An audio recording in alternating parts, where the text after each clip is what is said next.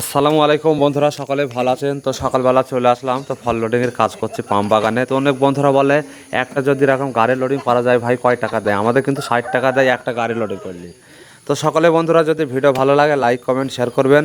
আর পাম বাগানের কাজ বন্ধুরা অনেকেই বলে এক মাসে কত টাকা বেতন আসে? ভাই ফল লোডিং করলে সব সময় কিন্তু 3,000-এর উপরে কিন্তু বেতন থাকে।